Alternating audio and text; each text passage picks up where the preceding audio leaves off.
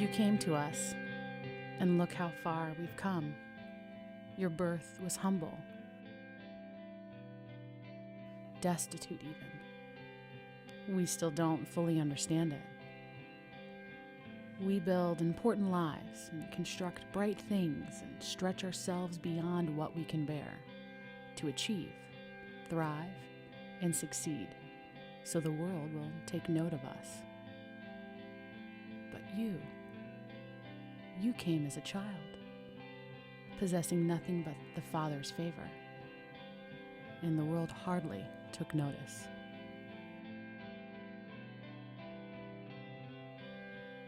You were entirely dependent on us, so that one day we would live entirely dependent on you. Your message was simple, but difficult.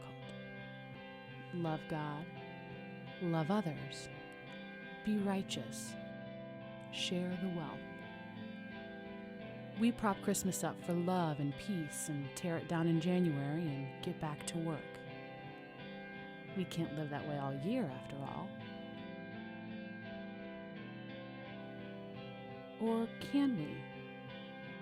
Can we live as children, trusting, obeying, witnessing constant wonder, learning to share, never withholding love? We can try. We will try. We celebrate your birth, boy king, Christ child. You came, entirely dependent on us, so that we would live entirely dependent on you.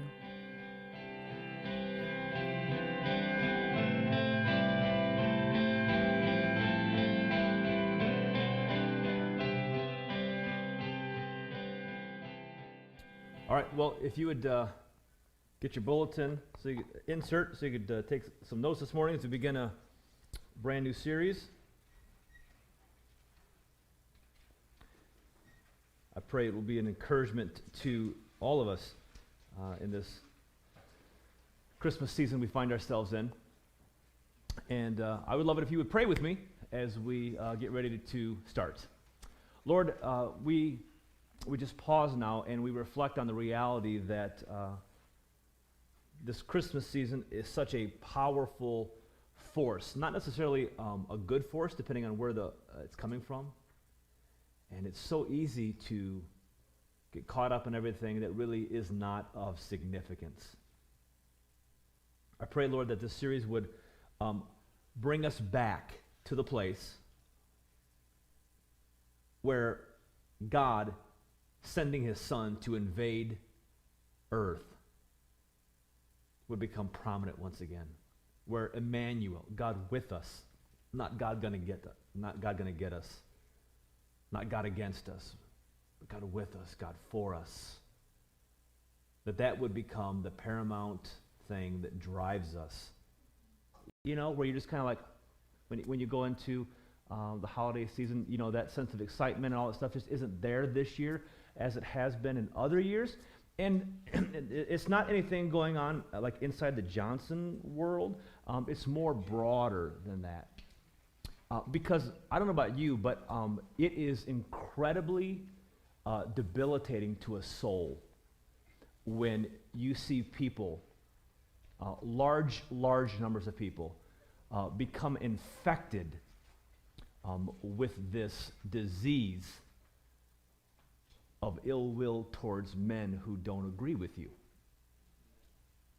We live in a day and a time where if you don't agree with me theologically, politically, morally, socially, on anything, then we attack each other.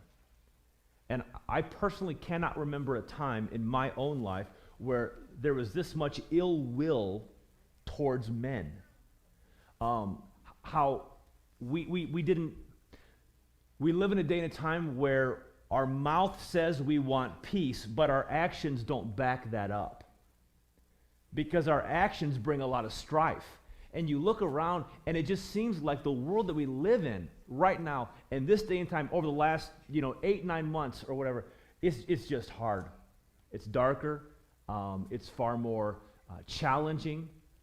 than it has. And so I don't know about you, but for me, it is a constant battle to try to fight against that from invading me and ruining Christmas, ruining the reality of what Christmas is all about.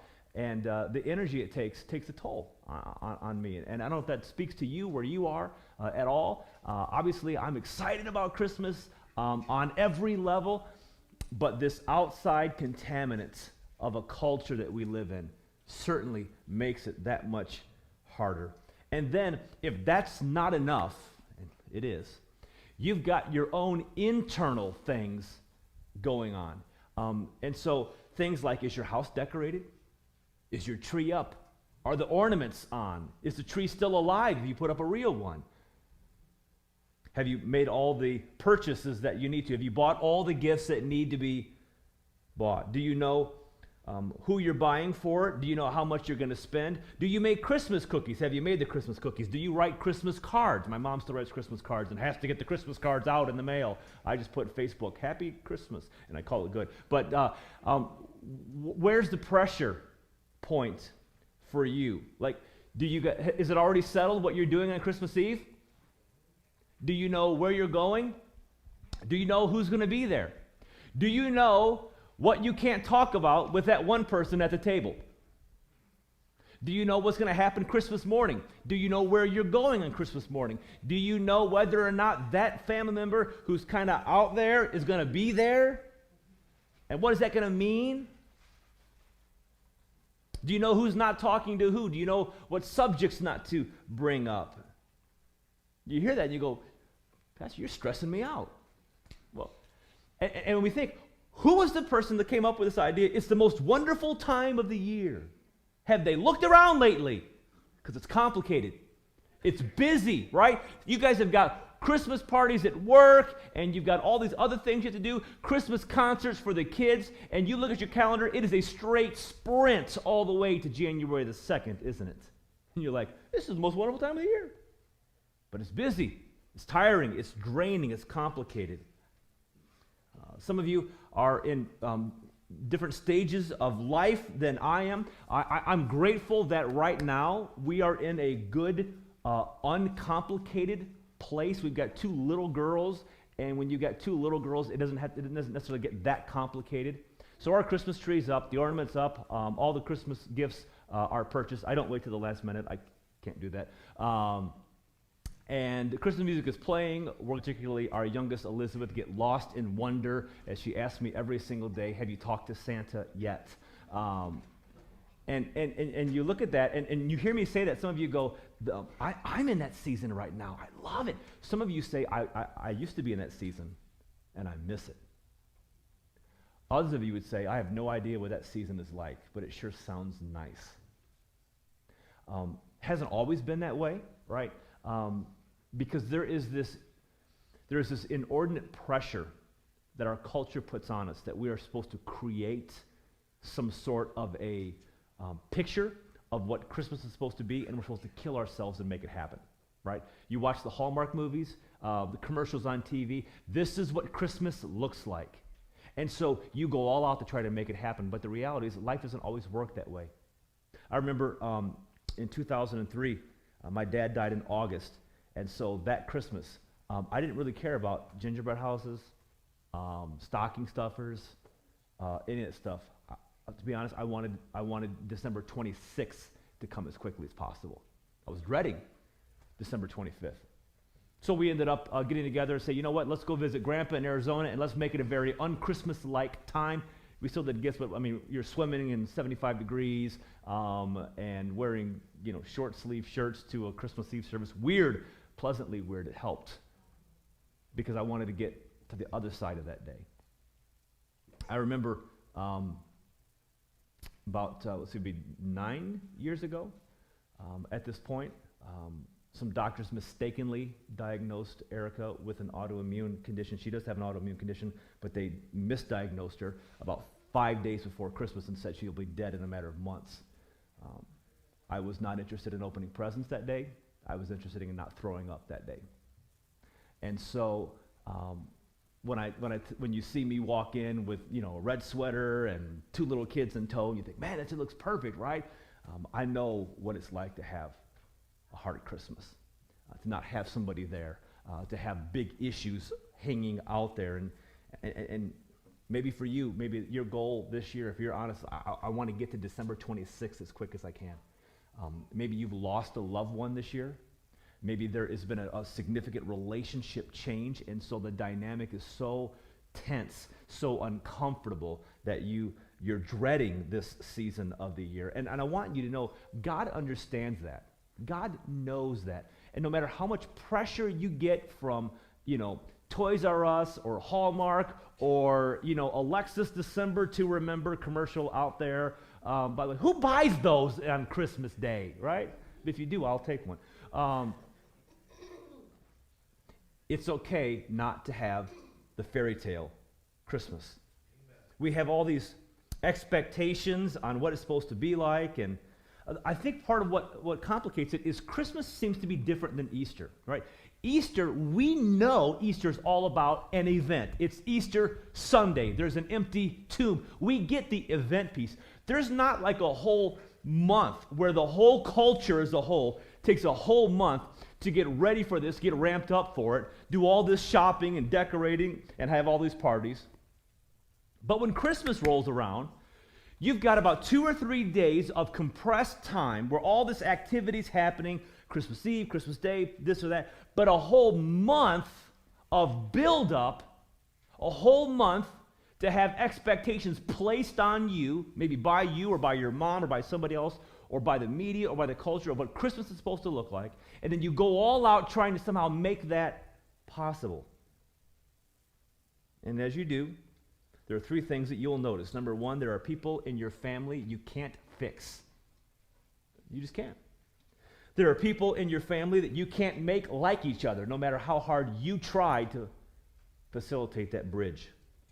And there are expectations from your family that you cannot live up to. And if we're really honest with ourselves, I'm the problem I can't fix.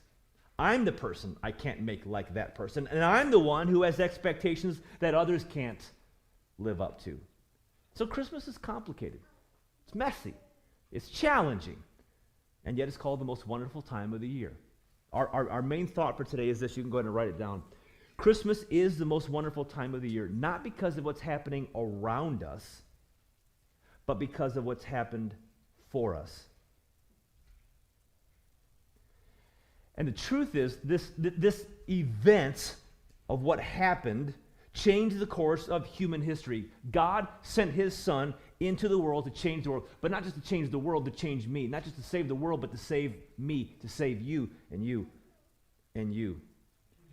And in the midst of our chaotic pressure cooker life that we are living right now in this season of Christmas, one of the defining things that Jesus offers to people who receive that free gift of salvation is the opportunity to have perspective and peace during this season. Perspective to pull back and go, you know what, it's not all about this that Toys R Us makes it out to be. It's about something so much more significant. And peace. When you go to that Christmas dinner and you know these people are at odds with each other, or you got to drop your kids off of the ex, or your ex is bringing them to you, and all that stuff, you can have a sense of peace. You know what? That it may not be the fairy tale right now, but it's okay because Christ is in me. Christ is with me, and Christ is at work in my family right now. Have you ever wondered, because I did this week, have you ever wondered why we kill ourselves at Christmas time, trying to live up to this picture that either you created in your mind or was handed down to you as an expectation of this is what families do at Christmas, this is what we've always done in our family? You know, why is it that we kill ourselves, right? Because you go all out, and it's usually one person in the house, and it's usually the ladies, right, that do the heavy lifting at Christmas time. Guys are just like, here's the credit card, just give me the receipts, but go. Guys don't want to go out there and do some of that stuff. So oftentimes it's the ladies that are killing themselves, working tirelessly to make this Christmas picture happen. And what's interesting is you work so hard to try to have this ideal Christmas that about 4 days before Christmas rolls around, you're spent. You're like, can we get this thing over? I'm fried. I got nothing left to give. Why do we do that? Why do we work so hard to create a perfect Christmas experience? I think, and it's just my opinion, I think as the world grows increasingly darker and darker and darker all around us, and we see less peace on earth, we see less goodwill towards men, we try to create a little bit of light for ourselves. We try to create a little bit of light for our family through that sense of simplicity. And in doing it, all the effort we take to manufacture that sense of light causes us a mental breakdown with our preparations. All that energy to create that sense of light and that shows up in family fun, we end up threatening people to be on their best behavior. With all that ideal of trying to create this perfect Christmas and manufacture lights, you're out Christmas shopping for that relative that you don't really like, and in shopping for the relative you don't really like, you're trying to think, what can I buy that's on sale the most, that looks the most expensive, so I can spend the least amount of money on the person I like least? Don't leave me up here. All to try to create this look that we've somehow got Christmas down, and we've got a perfect Christmas. And so I think we spend a lot of time and a lot of energy, a lot of emotion, a lot of money trying to manufacture a sense of light and life in our family. But what if light and life have already come? What if it's already here? What if we don't have to kill ourselves and try to manufacture this stuff after all? Wouldn't it be easier if the pressure was off of us to try to create some sense of light and life in our home, when all we have to do is tap into the source of our light and our life? Well, that source of light and life is found in and through Jesus Christ. And in the Gospels are Matthew, Mark, Luke, and John. They give us the 4 accounts of the life of Jesus Christ. The first 3, Matthew, Mark, and Luke, are what are called the synoptic Gospels. And that means that those 3 are a synopsis of the birth, life, death, resurrection of Jesus Christ. There's a great deal of similarities there, which is why they're called the synoptics. John is very different, though. John writes from a different perspective than the other gospel writers did, and he does not actually give us the birth story. Some things you need to know about this guy, John, who wrote the book of John. It was not John the Baptist, right, because he kind of had his head. So he's not in a position to be writing anything at this point. When he wrote this, he was a very, very old man. At a minimum, John is in his 70s when he's writing this letter. He followed Jesus for a 3-year period of time. When he was following Jesus, literally following Jesus and watching him do all the ministry he did, he was probably in his mid to late teens. So we're talking probably a good 50 years after Jesus Christ died and rose again. 5 decades go by before he writes this letter. He's experienced a lot of loss. Because he outlived most people based on mortality rates at that point, probably a lot of his family is dead. Most of his friends are dead, either by natural cause or they were killed for the name of Jesus Christ. He knows family and friends who are now slaves in Rome because Rome took them by force and drug them off. And here's John. And if we can enter into his situation for a moment, all the other disciples are dead. He is literally the only one left. Death and destruction all around. In 70 AD, the temple was burned to the ground. At this point, his dear friends Peter and Paul have been killed for their faith in Jesus. And despite all that death, right, despite all the death, despite all the destruction, at the end of the Gospel of John, he writes these words in John chapter 20, verses 30 and 31. Jesus performed many other signs in the presence of his disciples, which are not recorded in this book. And then verse 31. But these are written. Why'd you write your letter, John? He tells us that you may believe that Jesus is the Messiah, the Son of God, and that by believing you may have life in his name. I like how it says there in verse 30 that Jesus performed many other miracles but aren't recorded. That tells me that what we have is enough to make us go, whoa, right? You read Matthew, Mark, Luke, and John, you go, whoa. And John's going, you guys have just scratched the surface. In that 3-year period of ministry, he did so many more things. And I think he would say to us, man, when you get to heaven, wait till you watch the tape. It is awesome, the things that he did. But then he goes on from there, and he says, here's why I'm writing, that you would have life by believing in his name. Not physical life, because you're all like physically alive. Spiritual life, meaning your soul becomes alive to the reality of God, and you have a connection with God at the soul level. And John says that is what Jesus came for. And in spite of all that John saw, all that he experienced, all the death, all the destruction all around him, and the loss of everything he held dear, the temple, still smoldering from the fire that destroyed it, blood all over the streets in Jerusalem, he still maintained this belief: Jesus Christ is the Messiah, and in him was life. So, when John begins to write his gospel, he does not tell us about the birth of Jesus Christ, which is actually kind of strange, because John, more than anybody else, knows more about the birth of Jesus Christ. And the reason John knows more about the birth of Jesus Christ than anybody else is, if you remember, when Jesus Christ was hanging on the cross, shortly before he died, he told John, basically, there's my mom, she's now your mom. Mom, there's your son, he's now your son. Okay? And so history tells us that John took Mary and cared for her and loved her as his mom until the day when Mary died. Well, you can imagine, they didn't have Netflix, they didn't have Facebook, they didn't have any of this stuff. So what did people do? Strange things back then. They talked to each other. So how many times do you think John had to sit there and hear the birth story again and again and again?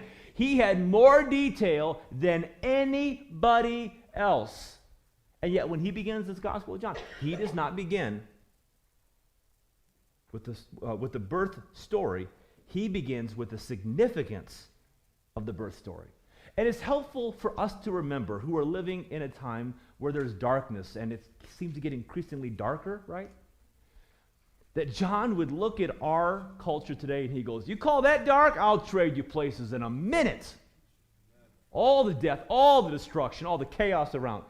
In the midst of all that darkness, all that despair, loved ones murdered in the street, enslaved, people just trying to survive.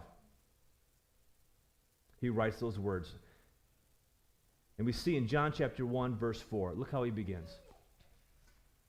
In him was life. So as John looks back over the last 40 to 50 plus years, Jesus has ascended back to the Father, and here they are like, Jesus is alive, it's amazing, but people aren't exactly that excited about the fact that Jesus is risen from the dead because it threatens their power and their control. And so they try to stamp out and snuff out Christianity by killing people, arresting them. Meanwhile, Rome is dismantling Jerusalem and the nation of Israel. In the midst of all of that, he says, you know what, as I think about what Jesus Christ has to offer, I would just say this: in him was life.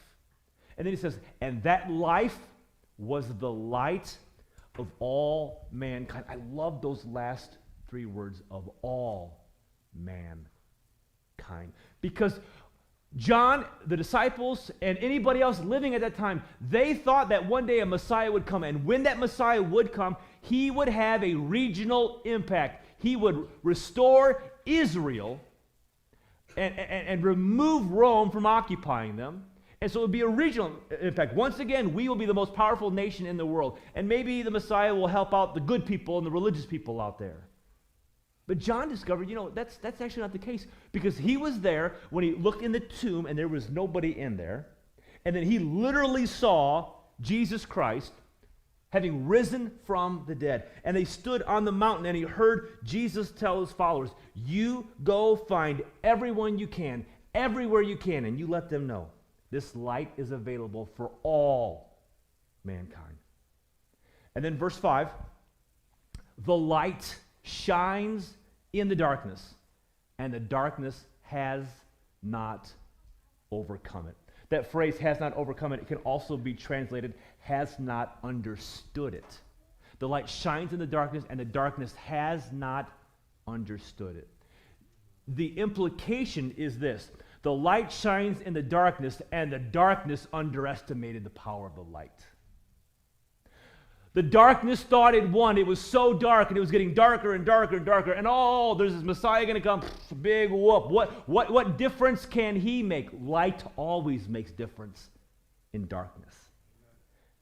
And the darkness just didn't understand it. It couldn't contain it. It couldn't control it. It could not stop the light from piercing the darkness. And that darkness could not put out that light then.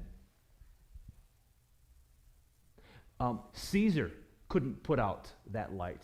Nero could not put out that light. Communism has not been able to put out that light.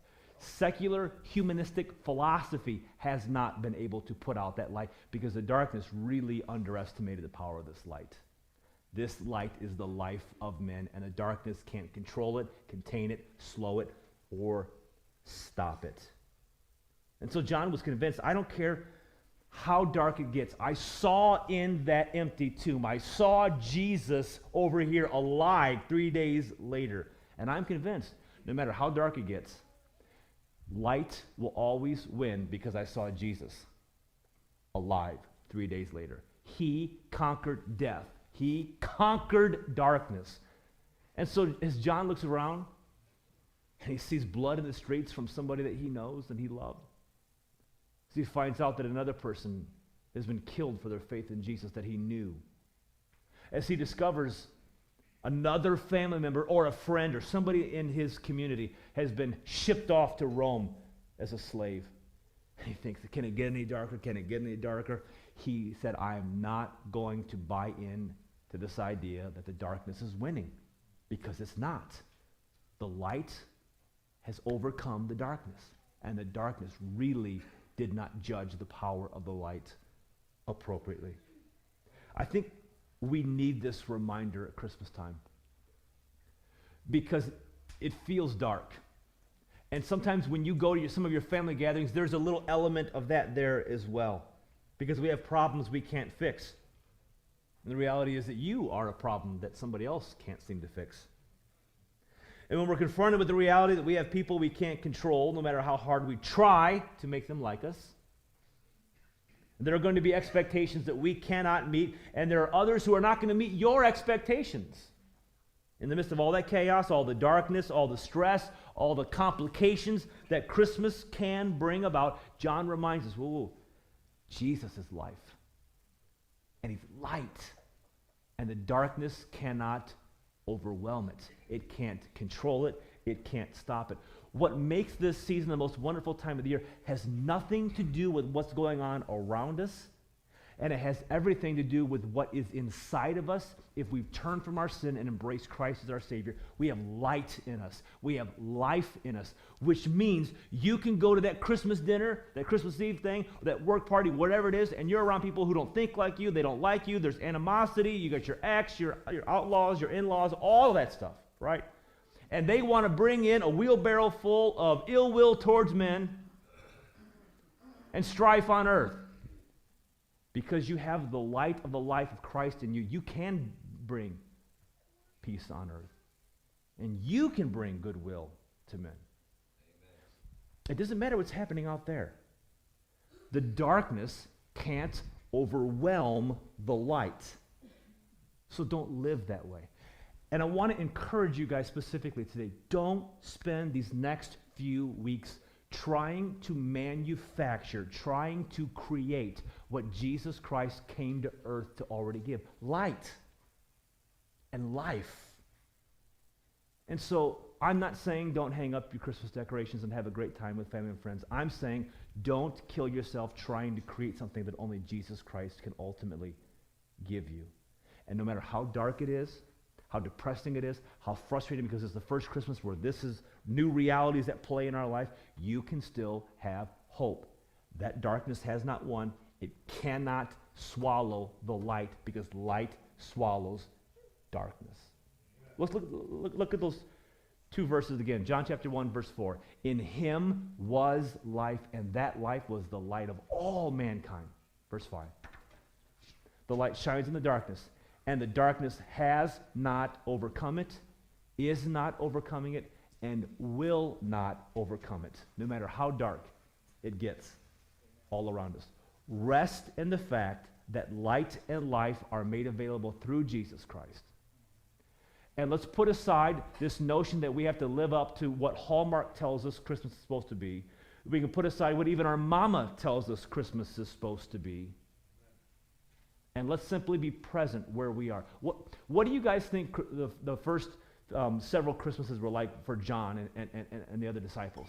Do you think they had mistletoe and tinsel? You know, a turkey in the oven at Christmas time? They gathered together. They huddled together as people who believed that Jesus Christ really was the light of the world. And even though they knew people were dying in the streets at that moment, they still said, but you know what? Jesus is life, and he's light. And no matter what's happening out there, we can still celebrate this fundamental event that changed the course of all human history. Jesus, God in the flesh, came to bring light, to bring life to all mankind.